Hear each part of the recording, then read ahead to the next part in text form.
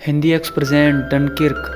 इस कहानी की शुरुआत में हमें ब्रिटिश सोल्जर्स को भागते हुए दिखाया जाता है। दरअसल ये जर्मनी के सिपाहियों से भाग रहे होते हैं। इनके पीछे जर्मनी की हिटलर की नाजी सेना पड़ी होती है। वो लगभग यहाँ पर सभी को मार देती है, पर यहाँ पर एक सैनिक बच जाता है और ये सैनिक जिसका नाम टॉमी होता है वो यहाँ से भागने में कामयाब हो जाता है। वो यहाँ से भागकर डनकिर्क बीच पहुंच जाता है, जहाँ पर बहुत सारे देशों के अलग अलग सिपाहियों के लगभग 3 लाख सैनिक फंसे हुए थे। दरअसल ये वो वक्त था जब जर्मनी के खिलाफ सभी देश मिलकर एक साथ युद्ध कर रहे थे। इस वक्त जर्मनी बहुत ज़्यादा पावरफुल था और उसने फ्रांस का लगभग आधा हिस्सा अपने कब्जे में ले रखा था।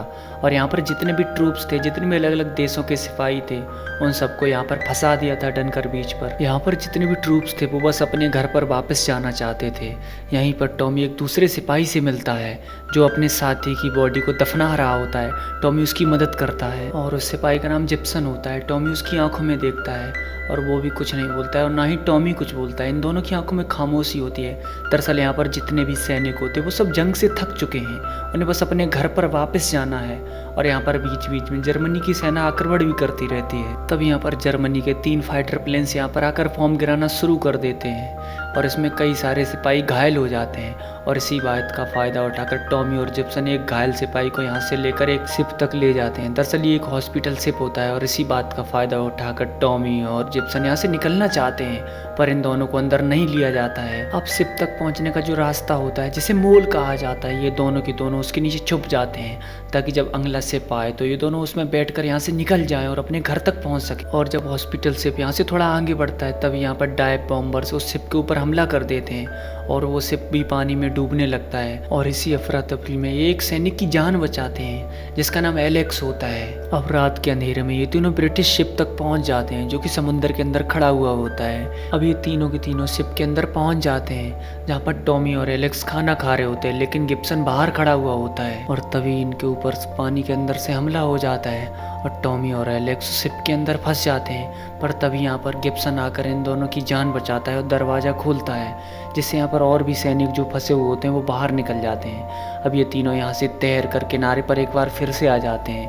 अब इन तीनों को पता चल चुका है कि डंकिन बीच से निकलना इतना आसान नहीं है, जर्मन सैनिक इन्हें यहाँ से निकलने ही नहीं देंगे। वहीं हमें दूसरी तरफ इंग्लैंड दिखाया जाता है, जहाँ पर इंग्लैंड का प्रधानमंत्री सभी लोगों से रिक्वेस्ट करता है कि जिन लोगों के पास भी प्राइवेट बोट्स हैं वो सभी बोट्स अपनी सरकार को दे दें ताकि ये लोग डंकिन बीच पर फंसे हुए सिपाहियों को वहाँ से निकाल सकें। दरअसल डंकिन बीच इतना गहरा नहीं है कि वहाँ पर बड़ी शिप जा सके, वहाँ पर केवल छोटी बोट्स ही जा सकती हैं। लेकिन यहाँ पर एक आदमी होता है जिसका नाम डॉसन होता है।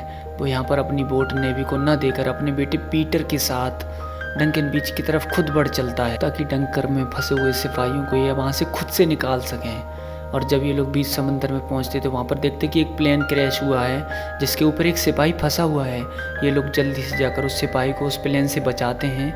वो सिपाही काफ़ी डरा हुआ होता है। दरअसल किसी तरह से ये सोल्जर रात में डंकर के बीच से बचकर यहाँ तक आ गया होता है। और जब यहाँ पर इस सैनिक को पता चलता है कि ये लोग डंकिर्क जा रहे हैं तो वो काफ़ी डर जाता है। वो यहाँ पर इन लोगों से मना करता है, वो उनसे कहता है कि तुम लोग डंकिर्क मत जाओ, वो काफ़ी खतरनाक है, तुम लोग वहाँ से जिंदा बचकर वापस नहीं आओगे।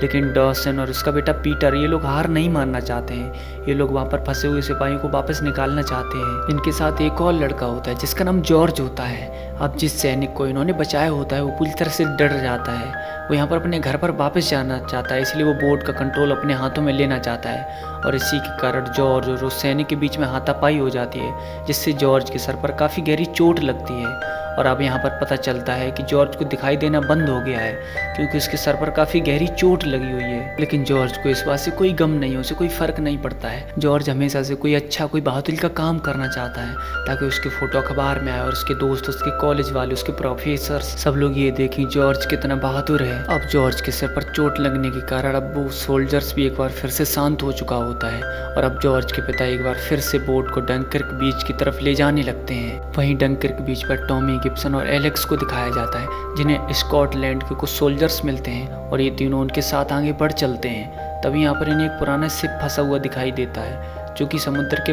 बाहर किनारे पर फंसा हुआ था। और इन्हें पता है कि समंदर का पानी एक दिन में 2 बार ऊपर चढ़ता है। तो इन सभी को उम्मीद है कि जब समंदर का पानी ऊपर चढ़ेगा तो ये लोग इस शिप को वहाँ से निकाल लेंगे। जब ये लोग शिप के अंदर जाते तो इन्हें वहाँ पर शिप का कैप्टन मिलता है। वो इन्हें बताता है कि ये जगह बहुत खतरनाक है, तुम्हें यहाँ से निकल जाना चाहिए। और तभी यहाँ पर जर्मन सैनिक इनके ऊपर हमला कर देते हैं। दरअसल जर्मन सैनिक को नहीं पता है कि इस शिप के अंदर कोई छुपा हुआ है।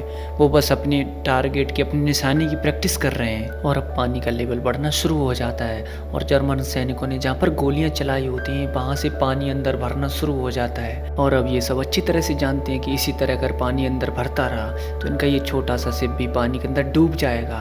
और यहाँ पर अभी ये सब इसी बात का डिस्कशन करने लगते हैं, मगर गिब्सन कुछ भी नहीं बोलता है। दरअसल जब से वो टॉमी से मिला है उसने कुछ भी नहीं बोला है। और अब यहाँ पर टॉमी को शक होना शुरू हो जाता है कि एक जर्मन सैनिक है जो हमारे बीच में जासूस बन के छुपा हुआ है। और जब ये सब उसके ऊपर बंदूक तान देते हैं तब यहाँ पर पता चलता है कि एक जर्मन सैनिक नहीं बल्कि एक फ्रेंच सैनिक है जो इंग्लैंड के सैनिक की वर्दी पहन कर आया हुआ होता है। दरअसल जब उसने वो साथी को दफना रहा था तो वो उसका साथी नहीं था बल्कि वो ब्रिटिश सिपाही था जिसकी बॉडी को दफना रहा था। और इसने उसके कपड़े पहन लिए थे ताकि ये यहाँ से निकल सके, क्योंकि ब्रिटिश के सैनिकों को यहाँ से जल्दी से निकाला जा रहा होता है। उसके बाद ये लोग गिब्सन को छोड़ देते हैं, लेकिन अब ये लोग चाह कर भी अपने उस शिप के अंदर जो पानी भर रहा है, जो छेद है, उसका कोई सोल्यूशन नहीं निकाल पाते हैं, जिसके अंदर शिप के अंदर पानी भर जाता है। और अब ये शिप डूबना शुरू हो जाता है। सब लोग बाहर निकल जाते हैं, लेकिन गिब्सन का पैर एक जंजीर में फंस जाता है जिससे गिब्सन पानी के अंदर डूब जाता है। ये लोग उसे बाहर निकालने की कोशिश करते हैं मगर गिब्सन की वहीं पर मौत हो जाती है। वहीं बाहर टॉमी और एलेक्स को दिखाया जाता है जो अपने से दूर एक शिप को देखते हैं और ये लोग वहाँ तक पहुँचना चाहते हैं ताकि ये लोग वहाँ तक पहुँच सकें और अपनी जान बचा सकें। वहीं हमें आसमान में 3 ब्रिटिश फाइटर जेट्स को दिखाया जाता है जो डंकन की तरफ बढ़ रहे होते हैं ताकि जो जर्मनी के जो फाइटर जेट्स हैं जो इनके लोगों के ऊपर हमला कर रहे होते हैं ये उनको मारकर गिरा सकें ताकि ये लोग अपनी लोगों की जान बचा सकें और अपने सिपाहियों को वहाँ से निकाल सकें। अब इन तीनों के ऊपर जर्मनी के फाइटर जेट्स हमला कर देते हैं और इनका जो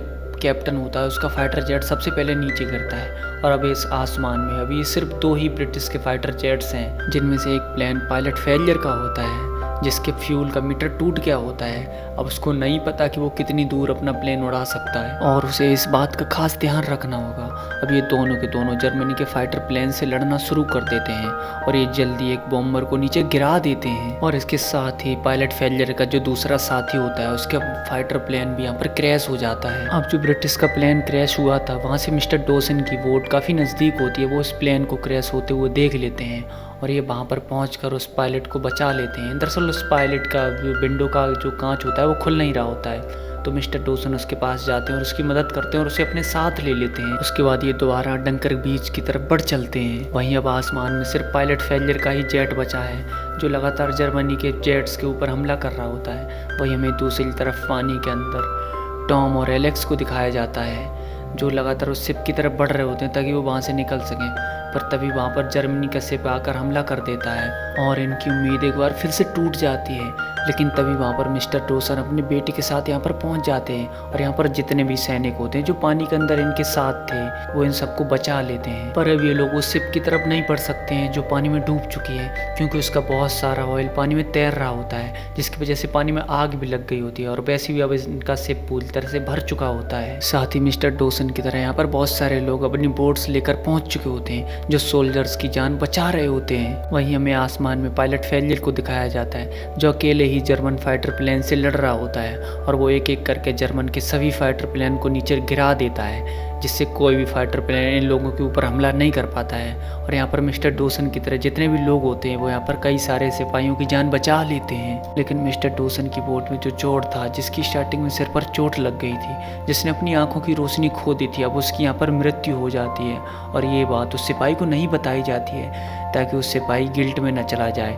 दरअसल मिस्टर डॉसन को यहाँ पर पता था कि उस सिपाही की यहाँ पर गलती नहीं थी, वो काफ़ी डरा हुआ था, वो बस अपने घर पर जाना चाहता था और अगर उसे ये बात बताई गई तो वो ज़िंदगी भर इस सदमे से बाहर नहीं निकल पाएगा। वहीं अब पायलट फेलियर का जो प्लेन होता है उसका फ्यूल पूरी तरह से ख़त्म हो जाता है और वो बीच पर किनारे पर आकर क्रैश करता है। फेलियर अपने फाइटर प्लेन को जला देता है मगर जर्मन सैनिक उसे पकड़ लेते हैं, उसे गिरफ्तार कर लेते हैं और अब यहाँ से डंकन बीच से लगभग 3 लाख सोल्जर्स को यहाँ से बचा लिया जाता है। लेकिन अब भी कैप्टन यहाँ पर रुक जाते हैं क्योंकि यहाँ पर फ्रेंच सोल्जर्स भी हैं। कैप्टन उन्हें भी यहाँ पर बचाना चाहते हैं और जब ब्रिटिश सोल्जर इंग्लैंड पहुँचते हैं तो सभी यहाँ पर इनका स्वागत करते हैं क्योंकि अपनी जान पर खेल कर लड़ने के लिए गए थे। हालांकि युद्ध हार कर आए फिर भी ये निडरता से लड़े, पूरी प्रयास किया इन्होंने अपना। वहीं हमें पीटर को दिखाया जाता है जो जॉर्ज की कहानी को मीडिया में देता है ताकि उसकी कहानी अखबार में छप सके और सब लोग उसकी बहादुरी के बारे में जान सकें, जो कि एक जॉर्ज का सपना था। हालांकि ब्रिटिश प्राइम मिनिस्टर लैनिस्टर ने अपने 3,35,000 सिपाहियों को डंकिर्क बीच से बचा लिया, लेकिन हिटलर और चर्चिल दोनों ही हैवान थे, जिसकी वजह से हिंदुस्तान में 30 लाख मासूम लोगों की जान गई और अंग्रेजों ने हमारे देश पर कई सौ साल राज किया। ये फिल्म 2017 में रिलीज हुई। तो आपको ये कहानी कैसी लगी हमें कमेंट करके ज़रूर बताइएगा, और साथ ही हमारे यूट्यूब चैनल को सब्सक्राइब और हमारे फेसबुक पेज को फॉलो ज़रूर करें। धन्यवाद।